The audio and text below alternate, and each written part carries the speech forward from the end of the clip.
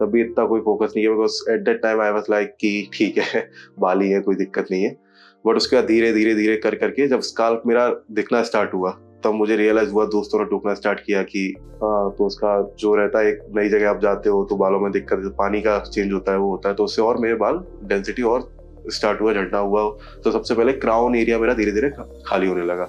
और अगर मैं दर्द की बात करूँ तो स्टार्टिंग में थोड़ा सा पेन होता है during anaesthesia, then after it दर्द का इतना पता नहीं पड़ता। अगर दर्द होता भी है तो आप बोल सकते हैं, देन अगेन डॉक्टर सपोर्टिव है।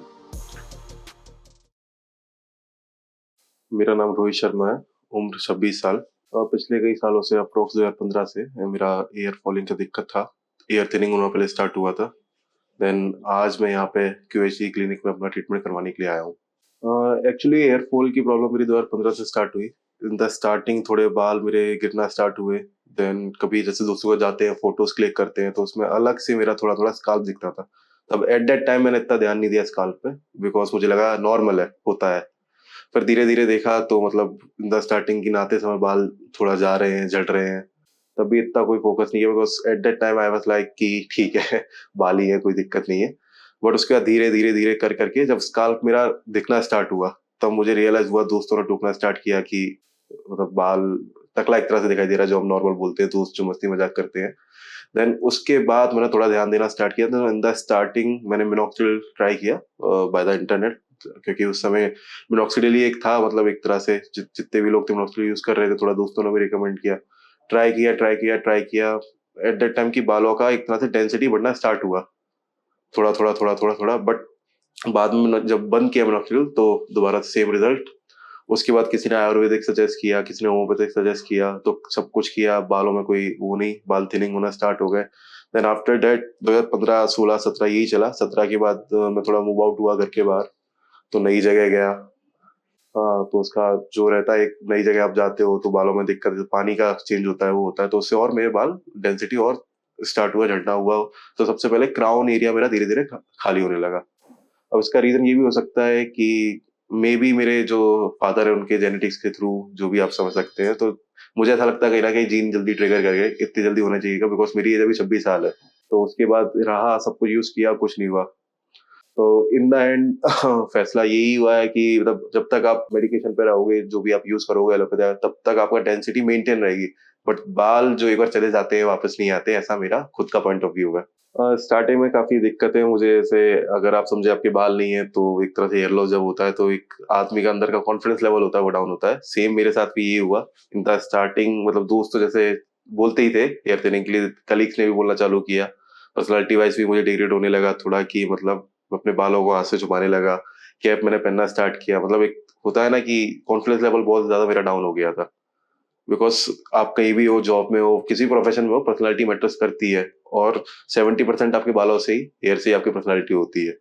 अगर वो नहीं है तो एक तरह से आप समझिए कि थोड़ा नहीं कर सकते हैं। तो ये सब चीजें मुझे थोड़ा देखने को मिला आफ्टर हेयर लॉस। देन उसके बाद सब एक बार टोकते हैं तो फिर ऐसा लगता है कि बाल बाल बाल जो है, चीजें सारी चीजें अप्लाई करने के बाद भी नहीं आता, तो उस तरह से एक निराशा और होती है। कॉन्फिडेंस लेवल तो जा ही रहा है, ये भी हो रहा है कि बाल नहीं आ रहे, नहीं आ रहे। तो एक मोरल डाउन हो जाता है कुछ भी, मतलब एक तरह से अपने आप को ही बार बार छुपाते रहना, दूसरों से पार्टी नहीं जाना क्योंकि हेयर थिनिंग दिखेगी, तरह तरह के प्रोडक्ट यूज करना, सब कुछ करना ताकि बाल नहीं एक तरह से चाल नहीं दिखे, आपकी स्काल्प नहीं दिखे, सीधी बात। तो ये सब चीजें रही है मेरे साथ स्टार्टिंग में। 2020 में मुझे हेयर ट्रांसप्लांट के बारे में पता पड़ा कि हेयर ट्रांसप्लांट करके इंडिया में भी प्रोसीजर आ चुके हैं। तो धीरे धीरे जब उसके बारे में जाना तो पता पड़ा कि धीरे धीरे बढ़ता जा रहा है, मतलब हेयर ट्रांसप्लांट स्कोप इंडिया में भी अच्छी तरह होने लगा है। तो उसके बाद इसको प्रोसीजर को मैंने गूगल किया, सब कुछ सर्च किया, तब पता पड़ा कि एक ग्राफ जैसे आपका हेयर फॉलिकल उठा के दूसरी जगह पे आपका इम्प्लांट करते हैं जहाँ आपके बाल नहीं है। तो ऐसे एक प्रोसीजर होता है सिंपल सा। उसके बाद फिर मैंने और पता किया, तो मेरे रिलेटिव ही है एक भैया, उन्होंने बताया कि उन्होंने 2 साल पहले PhD क्लिनिक हरिद्वार में ही आपका एक सेशन करवाया था, प्रोसीजर पूरा करवाया था। तो उनसे मिला, बात की, तो उनसे मिलकर कॉन्फिडेंस आया थोड़ा कि हाँ अच्छा है। देन अब मैं यहाँ पे क्लिनिक में खुद से एक बार ट्रांसप्लांट करवाने आया हुआ। क्लिनिक में आने से पहले मैंने कॉल करके पूरा पता किया था एक बार अपने एंड से भी, बिकॉज जरूरी था। तब मुझे पता पड़ा कि ग्राफ्ट की भी प्रोसेस होती है, कि आपके स्काल्प में कितने ग्राफ्ट रहेंगे, क्या रहेगा। देन ऑनलाइन कंसल्टेशन मेरा रहा, मैंने फोटोज एंड अपना फोटो सारे एंगल से क्लिक करके भेजे। तब मुझे पता पड़ा कि 5000 ग्राफ्ट अप्रोक्स मेरे स्काल्प में जरूरी है, because of the density, because मेरा मेल पैटर्न बाल्डनेस है। ये मुझे पता पड़ा। तो उसके बाद फोटोज भेजे, सब कुछ बात की, पूरा अपना प्रोसीजर समझाया एक बार और एक तरह से कि क्या क्या रहता है, कैसे किया जाता है, क्या मतलब आने से पहले उन्होंने मुझे बताया कि 3 दिन का प्रोसीजर रहेगा आपको, तो उस हिसाब से आपको हरिद्वार आना है ना? बाकी जो भी चीजें इंक्लूड रहती है पूरा फोन पे अच्छी तरह बताएगा, व्हाट्सएप के थ्रू सब कनेक्ट रहे। तो ये सब चीजें मुझे यहाँ आने पहले पता पड़ी। इस बारे में फैमिली से भी बात हुई मेरी, फैमिली से भी मैंने बात की, तो फैमिली भी मेरी सपोर्टिव थी, बिकॉज 2015 से जब हेयर फॉलिंग मेरी स्टार्ट थी तो वो इतना सपोर्टिव, बट उन्होंने यही बोला कि यहाँ से भी करवाना, अच्छी तरह से अच्छी जगह से करवाना, कि रिजल्ट प्रूव आना है, ये नहीं कि हर दूसरे दिन जाना पड़ रहा है, कुछ करना पड़ रहा है। उसके बाद फैमिली से बात की, डिस्कस किया, तो जो भी हुआ सब कुछ करने के बाद देन उन्होंने थम्स अप अपना दिया कि ऑल गुड। तो फिर ट्रांसप्लांट के लिए सब रेडी हो गए। तो यहाँ पे आने तक कई माइंड में डाउट थे कि क्या होगा, कैसे होगा, मतलब कि अभी रिसेंटली जो एक केस हुआ है कानपुर वाला, तो उसको लेके थोड़ा सोच रहा था कि सही फैसला ले रहा हूँ नहीं ले रहा, थोड़ा नर्वसनेस तो होता ही है, प्रोसीजर हो, ऑपरेशन हो, उसके नाम से आदमी घबराता ही है। तो वो वाली चीजें थी, बट जैसे कि अभी यहाँ पे आया हूँ, सब हुआ है, जैसे आते ही मेरा सबसे पहले एक टेस्ट हुआ, ब्लड टेस्ट, एंड एक एनेस्थीसिया टेस्ट हुआ, जस्ट टू चेक कि मुझे कोई एलर्जी है या नहीं है। एक प्रोसीजर के साथ जो मुझे मोबाइल पर बताया गया था पहले, ये सब आपका पूरा एक प्रोसीजर फॉलो होगा, तो वो सब चीजें भी चल रही है। ब्लड टेस्ट की रिपोर्ट मेरी अभी आई नहीं है, राइट। एनेस्थीसिया टेस्ट हुआ है, तो उसमें वो रेड स्वेलिंग आ रही, तो मुझे लग रहा था क्या है कैसे है, तो उससे मतलब एक टेस्ट का प्रोसीजर पार्ट था। हालांकि इचिंग मेरे कुछ हो नहीं रहा है, कुछ भी हो नहीं रहा है एनेस्थीसिया के थ्रू। उसके बाद माइंड में यही था कि मतलब 5000 ग्राफ्ट हैं, तो 5000 निडल्स कैसे, क्या पेन बेयर कर पाऊंगा नहीं कर पाऊंगा, क्या कैसे होगा। और भी जैसे कि माइंड में साइकोलॉजिकल प्रेशर तो है अभी भी, कि आफ्टर रिजल्ट कैसा आएगा, बाल कैसा आएगा, ये नहीं कि क्या होगा, मतलब क्योंकि ऑपरेशन प्रोसीजर जो भी बोलो, माइंड में एक प्रेशर रहता ही है आपके कि आफ्टर इफेक्ट क्या होगा मेन। तो वो सारी चीजें हैं यहाँ पे, बट क्योंकि भैया करवा चुके हैं तो एक कॉन्फिडेंस भी है, दूसरा नाम भी एक है क्यूएचटी का। बस जो भी चीजें मैंने यूट्यूब पे देखी है, तब जाके मैंने डिसाइड किया कि एमपी से मैं हरिद्वार आया हूँ करवाने के लिए, राइट। तो 8-9 घंटे पिछले यही सोच रहा हूँ कि क्या होगा कैसे होगा। तो ये सारी चीजें हैं। ओके, तो मेरी ब्लड टेस्ट की जो रिपोर्ट थी वो आ चुकी है और सब कुछ ओके है। तो नाउ फ्रॉम हियर मैं जा रहा हूँ अपना सारा प्रोसीजर समझने के लिए, क्या है कैसे है, मेरी हेयर लाइन जो डिजाइन होगी, सारा जो भी चीजें रहेंगी, मार्किंग जो भी रहेगा वो सब मैं समझूंगा, है ना। बीच बीच में प्रोसीजर के जो भी अपडेट्स रहेंगे मैं आप बताता रहूंगा, क्या है क्या नहीं है कैसे। तो तब तक के लिए थैंक यू, फिर से मिलते हैं आपसे।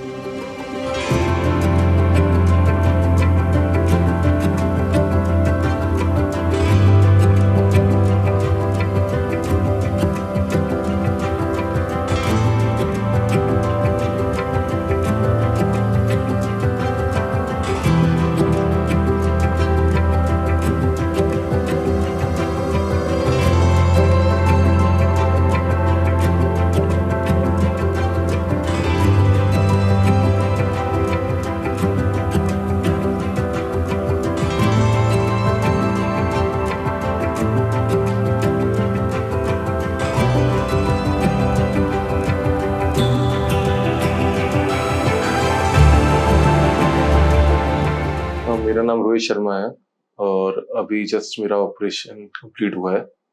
मुझे 5 ग्राफ्ट अभी लगाए गए हैं। बाकी जो टाइमिंग मेरी रही एक्चुअली 12 घंटे की रही, तो बस 5 ग्राफ्ट ज़्यादा थे, और बाकी स्टाफ का बिहेवियर अच्छा था।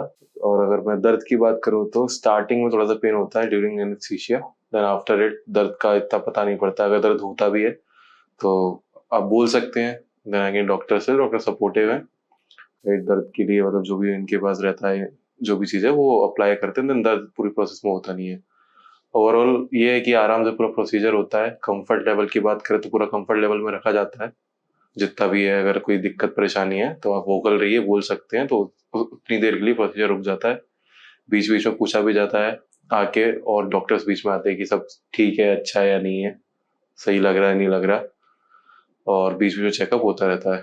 बिफोर सर्जरी जैसे कि मैं यहाँ पे जब आया था तो काउंसलिंग की गई थी, मेरे डाउट्स कई सारे थे, जैसे रिसेंटली कानपुर का इंसिडेंट हुआ था, और भी चीजें थी कि कैसे क्या होगा, अगर 5000 ग्राफ्ट ही हैं या कम होंगे ज्यादा होंगे, अगर बाल जैसे डोनर एरिया जो होता है अगर हम बात करें तो बैक ऑफ द हेड, अगर उसमें से पूरे बाल या फिर ग्राफ्ट नहीं मिल पाए तो कैसे क्या होगा।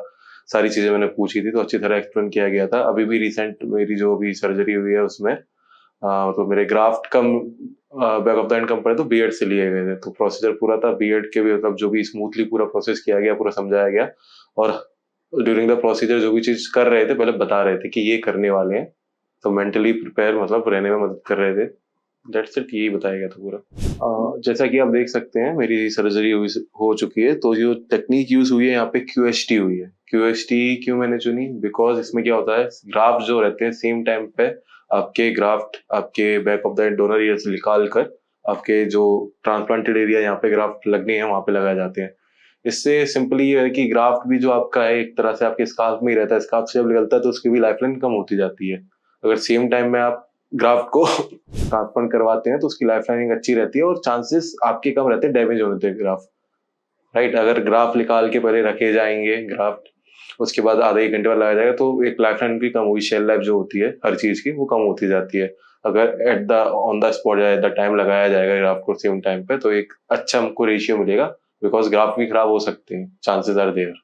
दैट्स वाई मैंने QHT टेक्निक को यूज किया। पोस्ट सर्जरी जैसे कि अभी सर्जरी के बाद से ऐसा मुझे कुछ पेन एट नाउ तो फील नहीं हो रहा है, बिल्कुल भी कोई कॉम्प्लिकेशन भी नहीं लग रहा, कोई हेडेक भी नहीं है। बस ये है कि आप जब सर्जरी से आते हो तो एक प्रेशर रहता है कि आफ्टर सर्जरी थोड़ा लगता ही है चीजें, पसीना इसलिए तो थोड़ा वो सब चीजें रहती हैं, बाकी ऑल गुड, कोई दिक्कत नहीं है। एज फॉर नाउ जैसे कि अभी जो मेरा प्रोसीजर सर्जरी आप जो भी बोले जो हुआ है, आफ्टर डेट जब मैंने देखा तो जो एयरलाइन ड्रॉ की गई थी तो एस उसके ही मतलब तरीके से उसके अकॉर्डिंग जो ग्राफ मेरे लगाए गए हैं वैसे ही मैं देख रहे हैं। अब लग रहा है कि हाँ आफ्टर 1 और 2 मंथ जैसा कि है कि धीरे धीरे रेडनेस सब कुछ धीरे धीरे जाएगा, और हाँ मतलब बाल हैं तो फिर सब कुछ अच्छा ही रहेगा, सारी चीजें जो भी है तो बाल आएंगे तो एक कॉन्फिडेंस लेवल मेरा बढ़ेगा ही, इसीलिए मैंने ये बाल ट्रांसप्लांट करवाने का फैसला लिया था QHT के साथ। ओके, तो ये मेरी लाइफ की मतलब सबसे पहली सर्जरी थी किसी भी चीज को लेके। पहली बार मैं OT में गया था, सब कुछ था, तो स्टार्टिंग पहली बार था तो नर्वस था, सब था।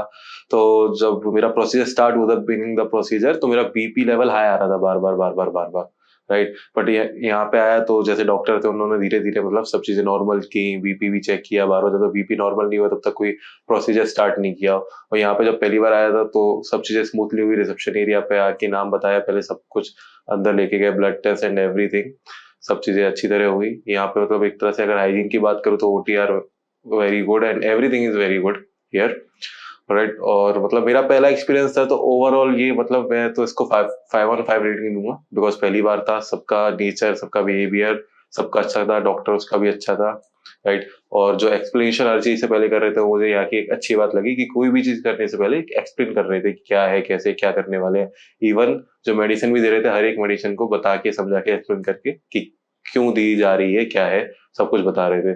तो तब फर्स्ट टाइम था तो फर्स्ट टाइम के लिए तो मैं इसमें हैंड्स अप एकदम मतलब फुल ऑन मार्क्स दूंगा। अब सर्जरी के बाद मैंने अपने आप को जब मिरर में देखा तो अब मैं फील कर पा रहा हूँ कि एक अच्छा और बेहतर रिजल्ट आएगा। एक जिस उम्मीद से, एक्सपेक्टेशन से मैं आया था वो फुलफिल बिल्कुल होंगी, बिकॉज जो भी चीजें हुई हैं उसे देख के सब पॉजिटिव रहा है तो आगे भी पॉजिटिव ही रहेगा। होप्स मेरी आए हैं, है ना। और बाकी यही है कि अब करवाया है तो आफ्टर इफेक्ट जो भी होंगे देखने को मिलेंगी, तो जो भी रहेगा अच्छा ही रहेगा, बस यही है। अब नेक्स्ट जब भी आऊंगा नेक्स्ट, बिकॉज सब PRP सेशंस मेरे होंगे after post 1 month of surgery, पहला PRP सेशन होगा एंड अगेन जो भी इंटरवल्स रहेंगे जो डॉक्टर ने बताया उस सेशन पे मुझे PRP सेशन लेने हैं। तो जो भी मेरी बालों की परफॉर्मेंस रहेगी और बालों की ग्रोथ रहेगी वो मैं आपको बताता रहूंगा, मिलता रहूंगा। तब तक आप वीडियो के साथ बने रहिएगा। Thank you QHT।